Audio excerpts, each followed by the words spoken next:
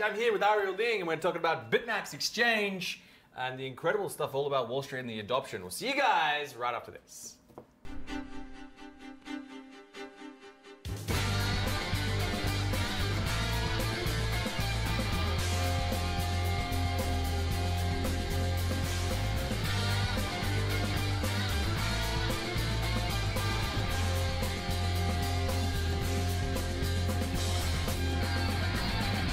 IO is the website. Do check it out.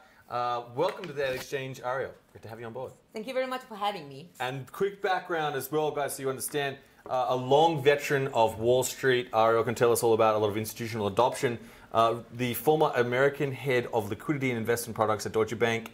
You had obviously a very illustrious career on Wall Street. Now, the CEO of BitMax Exchange. You guys had a successful ICO token sale, and BitMax offers primary listing of tokens, market making of those tokens, mining of the native token, and obviously investment products. Maybe, Ariel, do you want to tell us a little about what you see sort of BitMax and what it does and you know, what's special about it? Yeah, I think the BitMax is actually, in this market, I think the team is very proud of it. There are a couple of things that are very special about BitMax.io.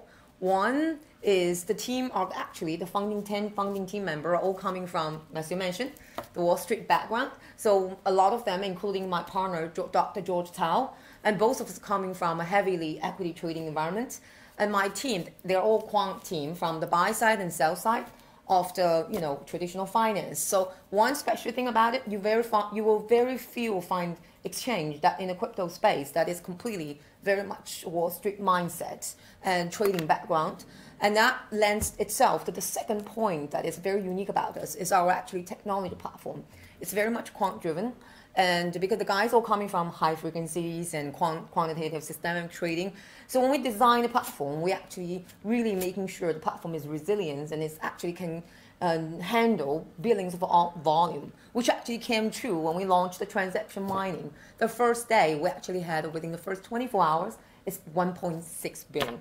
And our system didn't flinch, didn't slow down, didn't shut down. And which is very rare in any today's exchange. 100%. You will see the slowdown, you will see crash, you will see very bad user responses and everything, especially with transaction mining exchange, which we'll get in the later space. Number three is really, I have to say, what we are extremely proud of and all the users can see is the customer services. Because what happened is when people think about crypto exchange, they think about, oh my God, either computers or it's just digital. Right, binary. But for us, it's actually customer service is really important. This is again one thing. The mantra from the Wall Street is about customer centric. So George, the CEO of this organization, actually stand behind almost 24/7, answering questions from the customers, seek solutions for their issues, and basically be the best customer support for the entire crypto space. And there was an article about him, meaning the best customer service CEO. And that is what he actually told all of team members is customer first. When you design a product, when you launch a system, when you're looking at what users needs, you look at from their perspective, how we protect the users. When we look at the primary listing, we only look after the high quality because we want our users to have the best investment experience and trading experience. So number three, I would look at it is absolutely the high quality customer service. So it's our background, our educational, our professional experience. Number two is really our platform, resilience, high volume, quantitative, right? And then the third is really about quality customer centric strategy. Cool. Now, it's a brutal market right now. Liqui in the exchange in Ukraine just closed down. OKX just removed 30 markets due to low liquidity. Now, I guess the question is, you guys have an interesting composition of your market and volume. Can you tell us a bit about this? Because you've got tell us about the mining and then sort of this organic volume. Can you talk us through that? Yeah, sure. I think it is a tough market. And then, I personally, my background is actually, I do a lot of the, trading management for the equity side as well as expanded into the later on in the fixed income side, right? So when it comes down to exchange, it's all about liquidity. It's all about volume. So with what we have the market right now, if you're looking at it, the volume is shrinking due to the market volatility. And from our perspective, right, that's why we see the need for this particularly transaction mining model to attract the liquidity, to initiate the customer acquisition, to kind of like rejuvenate the market with some liquidity provision program in place. So that was one. So there's a huge amount that's what I said. When we launched transaction mining, the first day we had 1.6 billion, and that was, we launched on $1.6 billion dollars of and then, volume. and by the way, we launched on November 18th. Wow. And guess what happened? Subsequently is the Bitcoin had a bit of issue with their price crash. And then the volatility and the liquidity actually vaporized a little bit. So from a volume perspective, the liquidity perspective, we work really hard from a customer perspective, from a listing project perspective. And then we see the dip in our volume, including transaction mining in the beginning of December. However, with all the primary listing schedule we've got, it's like IPO. You list a stock, you list a token on the exchange. We got the volume back. So in the January, when I look at the trading volume, it is basically around approximation 500 million per day, which is very good for this market. And we're not sitting, be complacent about it. Like you said, I look at the composition of our volume, the driver of our volume. We're very much cognizant. One is transaction mining, which we can get into a bit more about how that works. Second is about what called organic, meaning the regular trading. So when you look at performance metrics, there are transaction mining aspects of it, which is actually exponential growth, right? Because of all the listing activities and all the incentive in terms of the program that we have. And there's the regular trading. So I would think the regular trading, no transaction mining, just like any exchange, is like 5% of the total volume, which is still very good for an exchange which launched in August and running right into the bear market and launched the transaction mine. We're extremely proud of that. So I think you asked a bit about the transaction mining, right? About our token economics, right? Yes. So here's what I wanted to explain from a, I always the team is coming from, the traditional finance side, right? And people always asking about what is so special about your token versus so many other tokens, right? So I've come up with a very interesting charts. Like I always explain people, there's the traditional finance way, there's the new way, which is more crypto way. But I always have a way of looking at how we look at the traditional finance way. So there was a chart we prepared. Okay. You can put it up. Do you want to bring up this one here? Yeah. Joel, can we bring up this? This is a really, thank you for bringing this in for our audience. Talk us through this. Yeah. So this is a key slide that I presented in the World Digital Asset Conference in San Francisco just about a month and a half ago, right? And what it is from a traditional finance perspective, how do we look at the token economics, right? So it's a balance act between the business model and exchange market force. What that means is thinking about token, just like any IPO, right? Any stock. So there's the economic valuation behind it. Does this project make money? For exchange, what we have is our exchange business model is very simple. We're exchange. We ask people to trade on our exchange. So we can make money from transaction fees. So what we do is the token actually really aligned interest between the people who trading on the exchange, and we give them the incentive to trade more. So there's the second part is the whole, in terms of token, where does the token come from? How does token work? So for transaction mining, it's quite simple, just like the name it said. The more you trade, the more you mine the token, meaning every single trade you pay transaction fee, right? So instead of paying transaction fee, what you get is if you have to pay $10 transaction fee, with the mining aspects of you actually get $10 worth of our own utility token back. So this is like, first of all, it's almost like you don't have to pay the transaction fee. So it's incentive for you to trade more. Second, you also get the platform token, which is the utility token. And then this goes back to my second point about how do you use the consumption model of your token, right? So it's exchange, right? You pay transaction fee. Yes. Now you're getting the token. You have to use for it. What you use. So you can use the token to pay for further transaction fees. You can use the token to actually get special benefits from a project listing. From also, for example, we're launching margin product in about a week. So as you know, when you trade margin, you have to pay interest as a risk management mechanism. So you can use our token. Oh, to right. actually so you pay the interest of the margin, and then you actually right? get a discount because you're using the platform token, right? And then there's also the membership, and then there's a way to incentivize, and there's a different, just like I think any big exchange has those tiering program. So if you're a big VIP, then your transaction fee get discounted. So in our platform, you actually can use your platform token to get special membership to lower your transaction fee. Yes, makes sense. And by the way, we're not giving away every single transaction fee we've got. So there is not every single pair is eligible for transaction mining. And we took it, again, from a customer service perspective. We're looking at what people are scared of those days, volatility, right? So the trading pairs that are eligible for mining are actually all related to stable coin. So you can feel very safe to transact and get the platform token, and you use the platform token to pay for your transaction fee that you have to pay on other trading pairs. Gotcha. So it's about ecosystem. Yep. It's very, very healthy. So go back to this token. So there's the economic value, right? And there's also the intrinsic value and the sustainability of your token, which we just talked about ecosystem. And then where the market force come in is really about the liquidity and depth. Okay. So we bring this up in Joel in terms of the the supply and demands really is where you use it, right? Where you use your token for, right? How do you get it, and why you use it for? Intrinsic value and sustainability, it goes back to your business model. So that's like the exchange fees, the margin interest. Yeah, so exchange is about liquidity. And then the liquidity and depth is a very common terminology in trading. So when you want to trade a stock, you want to trade a stock that has deep liquidity.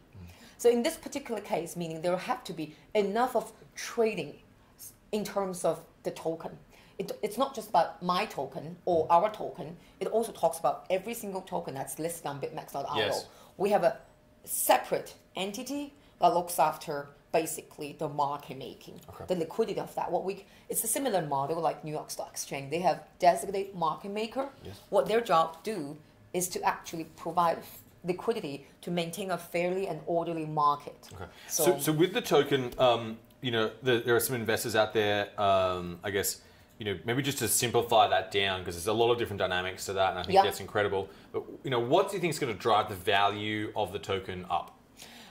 It's not, this is what we're trying to kind of change, or not change, but trying to get people to think a bit more on the comprehensive base. So there is perception in the crypto world is when you list a token, the price will skyrocket and then pump and dump. So this is not what we think is healthy for the industry. What we're looking at, that's why the traditional finance business fundamental view comes in, is one, you really have to making sure what drives the token valuation is about the economic model in that project. So for example, if we list a project and that token, at the beginning, it will have a lot to do with the market force, meaning supplier and demand, who is buying, who is selling. Maybe the investor wants to sell. Maybe the people who are interested in getting to at a lower price will buy. So it's purely managing supply and demand equilibrium. And the market maker will support making sure they can match all the order.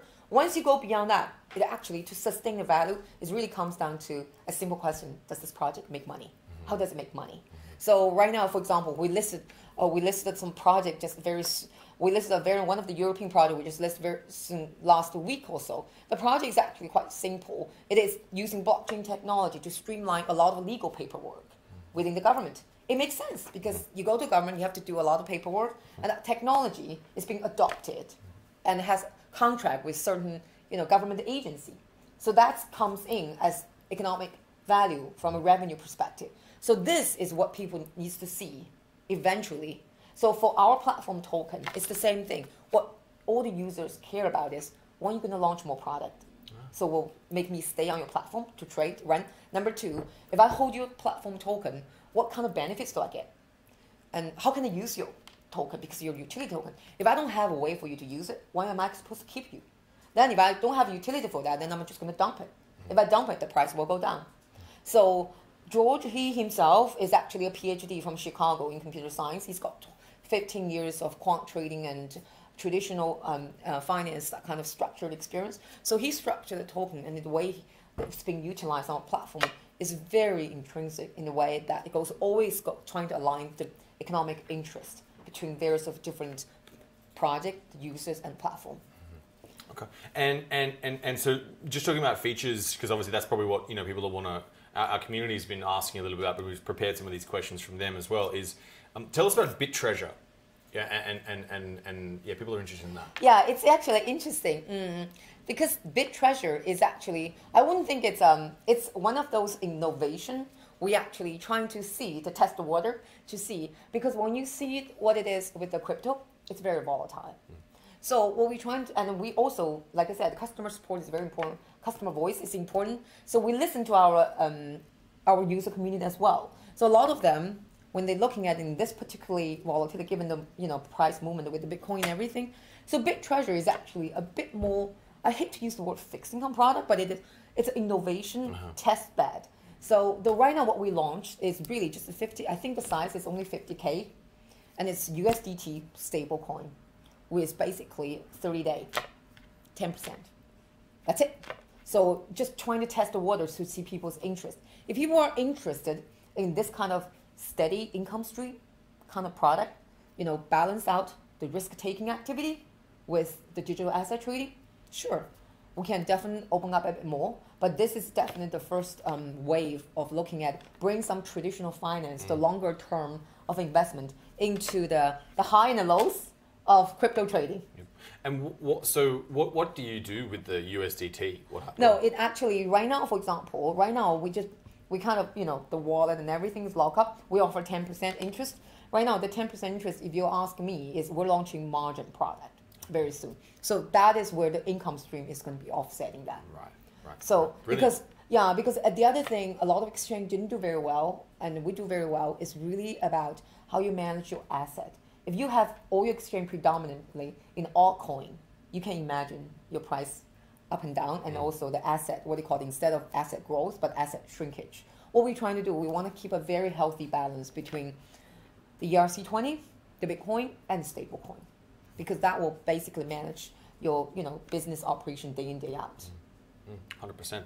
That's fantastic. I don't know if you want to talk a little bit about now as well, just in terms of roadmap and 2019, the business plan coming up, because I think, again, people are trying to, there's a couple of questions around this, and we'll come back to a few other bits and pieces, but I guess what's sort of going to drive more usage of BitMax?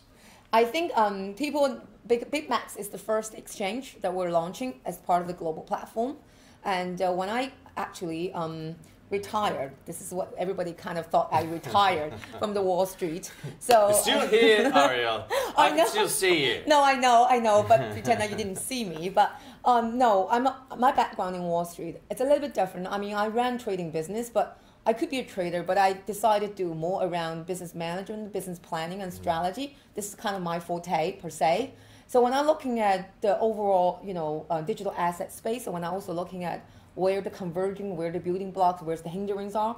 So when I design with George, I mean, he's actually the brain power behind it. So he pulled me out of the, the traditional finance. So when we're looking at it, we don't look at just 3 months. So we do have a pretty sophisticated 3-year plan. Did you want to talk through this slide? Is that relevant? This will get to it about adoption. But you're asking about it, BitMax.io. So BitMax.io is actually part of the global platform. So what we built last year, it's only 6 months, but it feels long. It's the first exchange we've launched. It's Asian-based, and it's overseas crypto to crypto, right?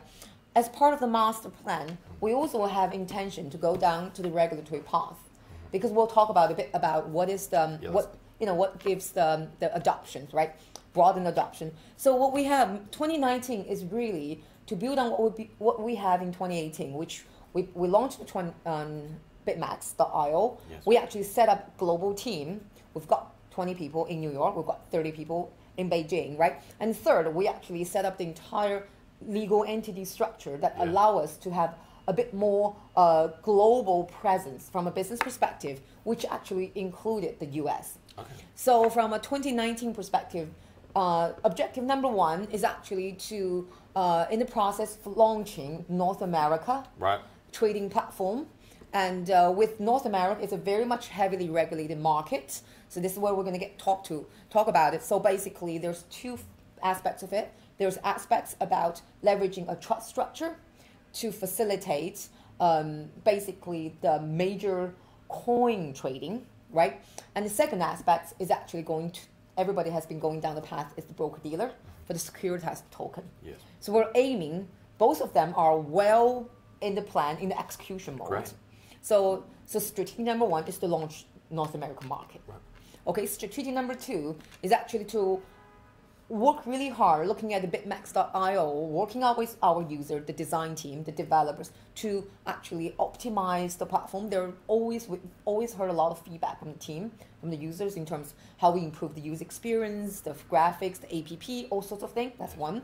Second, product innovation.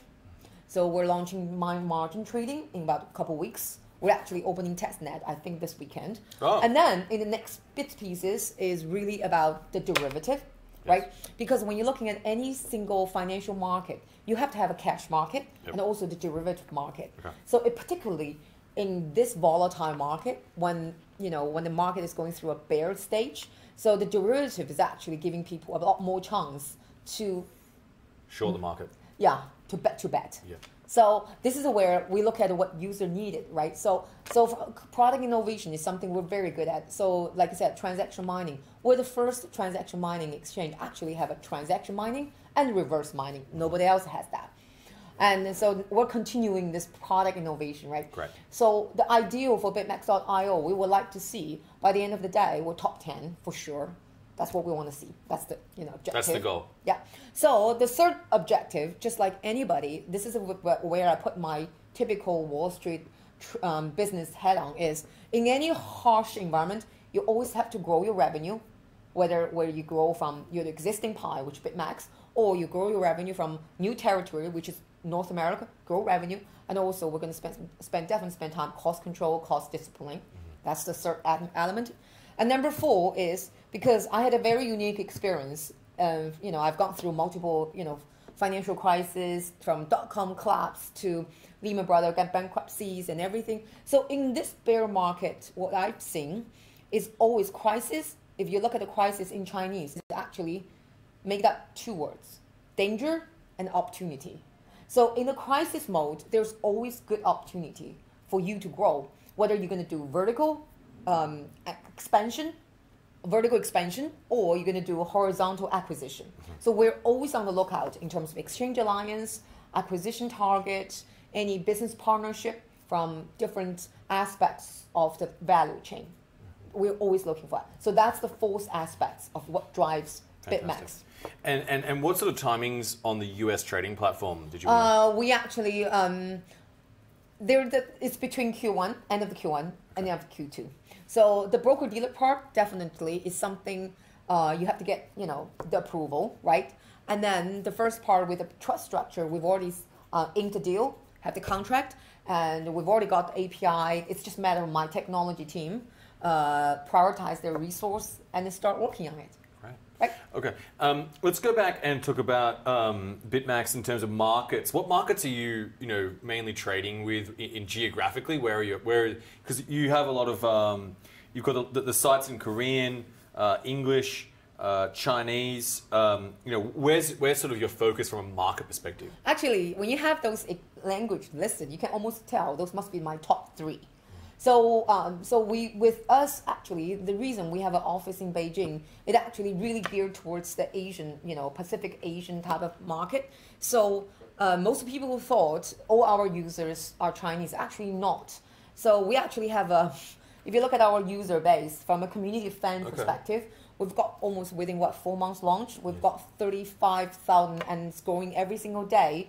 But out of that 35,000 community users, actually 1/3, even more than 1/3, are English channels. Like our English Telegraph channel is one of the biggest. English Telegram is one of the biggest. So we also have WeChat channel, of course, right? And then, so this is where, when you're looking at where my trading volume comes from, right? Of course, you look at between 30 to 40, 50% are predominant from China, Chinese-speaking country, which means China, Hong Kong, Taiwan, yes. right? And then some of our equity investors are there, so those are the home base, right? When you're looking at development of the neighboring countries, Japan and Korea, especially Korea, are very active. So when I look at the second tranches, that is basically, it depends on which month. So it's either the Korean, and then sometimes you can see the Southeast countries are very active too. Yes.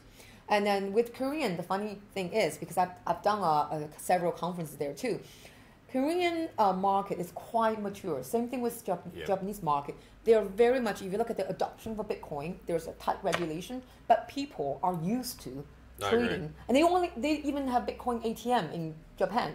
So, and they also when I was ordering like the equivalent of Uber Eats or whatever it was when I was just in Korea, it was like credit card, cash, or and Bitcoin. Yes, exactly. It's awesome. Exactly. I actually met a couple projects that is trying to optimize the payment channel, e-payment or this kind of payment channel that include the crypto.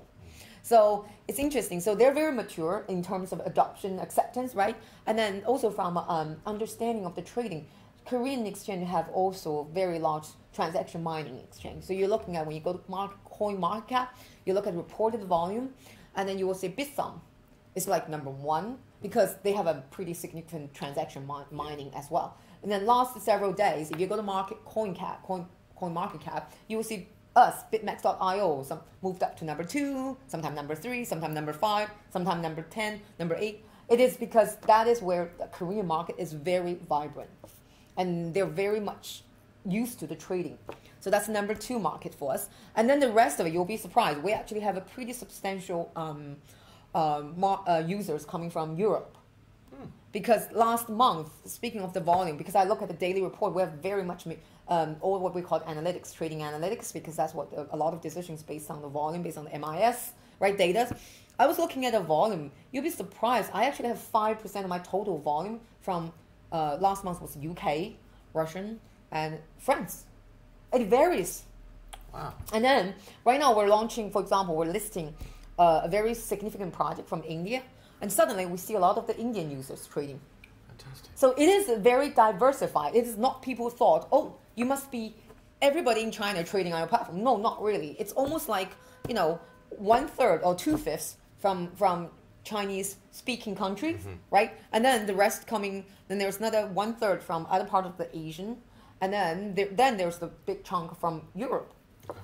So it is very diversified. I wouldn't have seen that. Maybe just focus specifically on, I guess, the Chinese government is relatively hostile to cryptocurrency, or relatively. I think that's sorry to cut you off. I guess my question about is really, what's your sort of approach as an exchange dealing with the Chinese market and particularly, China itself, people in mainland China, how are you sort of approaching that? Yeah, first of all, I have to say, speaking on personal view, it doesn't represent anything. It's not financial advice. No, it's not either. It doesn't represent, the thing is, when it comes down to particularly government, what I look at it, or what our team look at it, we don't look at it by particularly government. I don't particularly think it's hostile is the right word. Well, it really comes down, just like the US. Or when the government take a look at a new financial asset, their view is always about what it is, right? How can I regulate? Yes. As simple as that. So each government is at a different stage in terms of defining the requirement, understanding what it is, and defining how to regulate. So I would think, like certain countries are way ahead of certain countries, like Japan. Let's just look at it. They've already kind of made it very much looking at it. Everything you have to register. If you want to register, you want to be the exchange, you have to go for a license, right? Everything has to go through all the checklists and blah, blah, blah. So they're very stringent requirement, but there's a requirement. So for any other countries such as China, US is the same. We're still waiting for either SEC or CFCT to issue the final guidance in terms of what is this and how you're going to regulate. Yes. So this is where I think a lot of the perception is really coming from lack of clarity. And then it doesn't really, the way I'm looking at it, because at the end of the day, any financial institution must work with the government, because at the end of the day, it's intricacy in terms of when you look at a global economy and a country economy, especially from a financial institution perspective. So for digital asset, I like to use the word digital asset versus the cryptocurrency, because digital asset, really looking at it is take whatever, whether it's Bitcoin or ERC20 tokens, look at it as an asset class. So that asset class, how you define it, what is the boundary, right?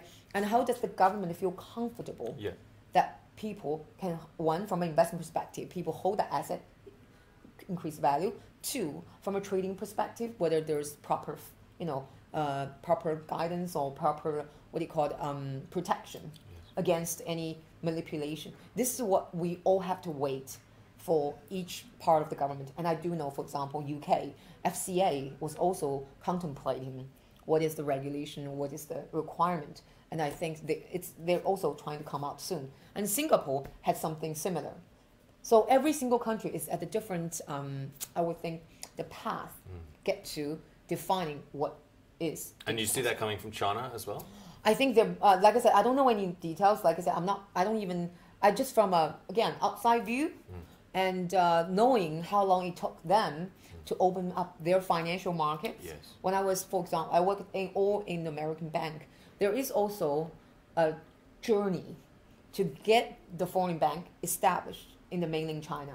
So that's a journey I think the government is working through in terms of what is critical for them. Let's talk about broader-based adoption in terms of the evolution of the crypto market and obviously Wall Street and its view on crypto. Yeah. What do you think are the big steps in terms of getting cryptocurrency, like taking those steps to evolve to being more mainstream and institutional friendly, really? Yeah, I think that you actually answered a lot part of your question. Basically, right now, I can give you, when I look at it as part of my business planning for this venture, right? Did you want to, is this related to this? Yeah, this is actually the building block. Before that, basically, we can look at the page before that. So it was basically, for any of my business plan, you have to look at the current state, right? Yeah. So for the current state, for digital asset, the premise is actually, right now, you look at digital asset as an industry, it's tiny. So the entire trading volume for Bitcoin, not Bitcoin, for the entire cryptocurrency is 20 to 30 billion a day. You know how much it trades in US equity cash? It's 400 to 600 billion. The difference is because of institutional investor, exactly as you said. What prevented institutional investor coming to this industry? Yeah. This is what the slide was talking about, is fragmented. So if you're looking at it, is everything is pretty much on its own. You've got the exchange taking on a different role. They're the broker, they're the wallet management, they're the custodian, they're doing everything, and there's a various of different shapes of exchange, right? And you've got the blockchain people, you've got the banks, so it's very fragmented, and nobody knows what is really the transparency. And all the, from an institutional player perspective, they're looking at it is, to your point, what is the government view on this? What is the biggest risk for me to get into? So a lot of them is really about transparency, right? That's the word, the crypto is a bit more connotation from a not so positive perspective. They don't see the transparency from a market structure perspective. Right. So if you flip to the next page, is because my team and I especially, we came from a very much Wall Street background. So when you look at Wall Street, they're not pretty in 1980s either, right? Wolf of Wall Street. But over the last, 20, 30 years, with all the various of different regulations and market structure reform, you will see it becomes very structured. So typically there's three different roles. There's a broker-dealer, which basically handle the client relationship. There's retail, there's financial institute, there's blockchain, right? And then what does exchange do? Exchange does really just the trading, order matching, and listing. Right. And then there's another component in the equity world. I mean, in every single country, there's a clearinghouse. Right. So the clearinghouse is making sure you bought that stock. Let me verify for you. Yes. It's the same thing. They're very independent. Also, you just bought Bitcoin. Okay, yeah, I understand there is address, right? It's transparent. But the clearinghouse making sure, here's your money, here's the digital asset. That's making sure you clear the trade, you settle the trade. Clean and clear. And then when you're looking at this three component is basically every single security market operates like that. Every single country, pretty much. And then when you're looking at what is the ancillary support structure for this, you've got the KYC, right? This addresses all the AML risk, right? This is all every single government is also worried about AML, right? Terrorist funding and sort of that. And then the second part is the custody. Who holds the asset? If the exchange holds the asset, how do you make sure they don't have any, like fungibilities and moving around? Yep. So the custody component for regulatory market is very important. I guess a bit of news right now. Fidelity has come out and launched their custodian service. So and they're a fairly large institution. Exactly, they're the largest money managers in the world, actually. How do you think that will help to I guess clarify this custody piece? Do you think this is a good thing for the market? I think this is this is a good development for the market in terms of when you look at the structure. Just like I point out, you have to for crypto trading or digital asset trading, you have to have a custody to prove the value of the asset and an independent and a control location. Yes. So Fidelity as a huge institution. So the other huge custody in the US, as you know, is a State Street. Yes. So it's again, they have to have proper books and records, have to have a proper control mechanism to demonstrate. This is actually very healthy development, meaning the market is getting matured. And each utility function is actually having strong support from someone so successful as Fidelity. Yes. Right? That's I think great. it's a very healthy development because from a regulator/government perspective, you need those utility check and balances, making sure the market is transparent, the trading is fair. An asset is protected, and investors are protected. That's what it is about. And TokenSoft as well just launched a custody service for security tokens. This is and again, it has a cold storage custody platform for security tokens, and I think this is part of your wallet management. Wallet management, right? Yeah. Like, do you feel this is also going to help bring more institutions into the space? Yeah, it depends on this. I'm not very familiar with TokenSoft, right, but it really depends on who are the. I would think the institutional backer for this venture. Okay. If the institutional backer for this venture are well regarded, are reputable, absolutely. Because at the end of the day, you look at the value chain, you look at what the exchange has been doing. They're doing trading, they're doing broker, dealer, they're doing wallet management themselves, they're doing custody themselves. So it becomes very nebulous. So what soft token is they understand for security token, which at the end of the day, my prediction is it's going to be regulated just like securities. Okay. For securities, you must have a custody. You must have a clearinghouse. So those are inevitable. Okay. So for them, they want to take a step ahead. Yep.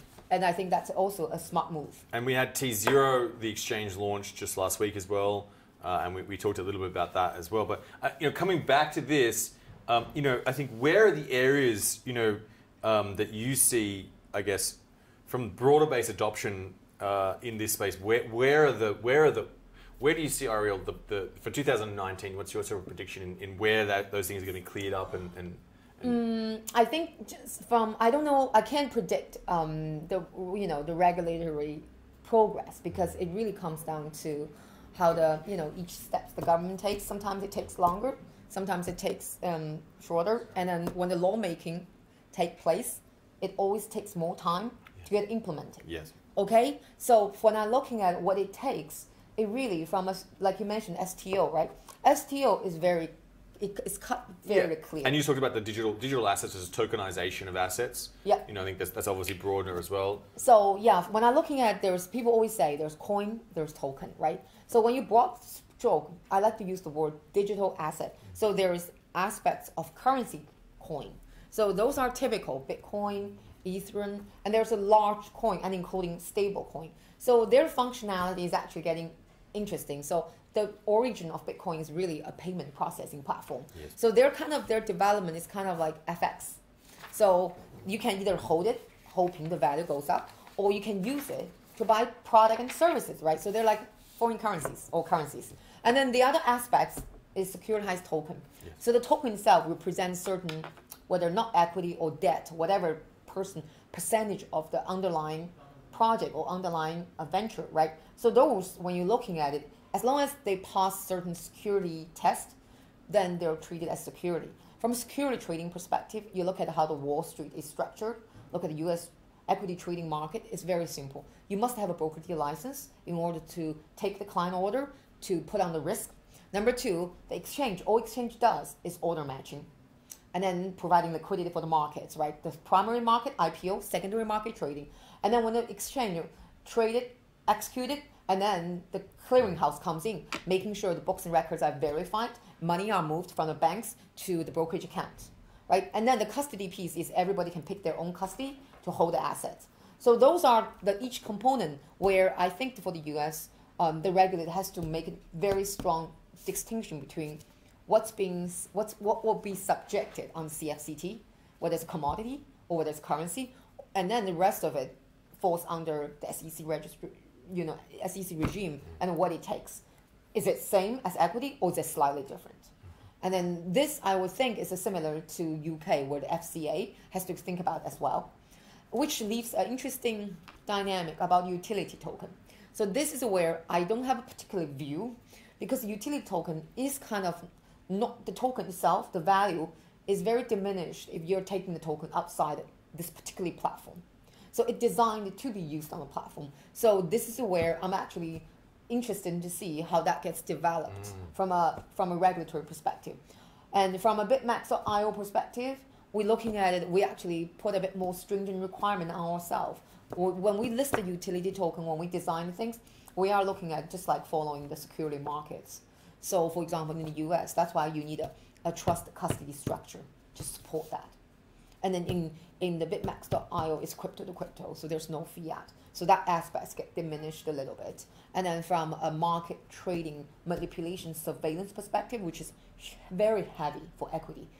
For example, if you trade anything, the regulator will get your report in real time, knowing every single step. So nobody could actually, manipulate the market in that way. We also take the same stance for our exchange. We monitor the volume, we monitor the trading behavior. If there's someone who's abusing the market, meaning whether it's a robot or anything, then we identify the account. We notify the account owner, say you've actually, whether this is a wash trade or whether this is you're just artificially jack up the price and then, and depress and dump it. We identify, we notify them, and we give them time to correct. If not, we basically freeze their accounts. So it is so that users can see it is a fair market. So we apply this called market manipulation kind of rules. This is a very classic for equity trading. Every single exchange must demonstrate the capability and behavior to do that. Okay. Two last things. You have been through 4 crises, as you said, so the dot-com, the Sainsbury-Oxley, the financial crisis or European crisis, and now I guess the crypto.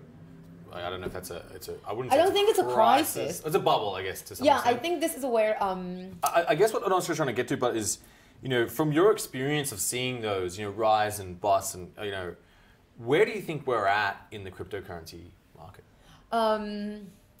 I think this is go back to the trading aspect. It depends on whether this is a V down or as a U down, U curve. So the U curve is basically the market collapsed, and it took a longer time to find a bottom, and it took a longer time for all the economics to find the equilibrium, and then once they find it, they rise up, or it's a quick collapse. It's like down very fast and reach the bottom, and then there's some catalyst event that gives either catalyst from a market structure or catalyst from the market expansion itself, suddenly give it a boost, and then it bounces right back up. So when I'm looking at what happened with digital asset or crypto trading, it's a bubble to the extent, but also it's a market correction, what I would look at it. And I always compare this to the internet bubble to some extent, because I remember very vividly when I first started working in 1999 on the Wall Street, is internet was so hot. You can get IPO without even having a website.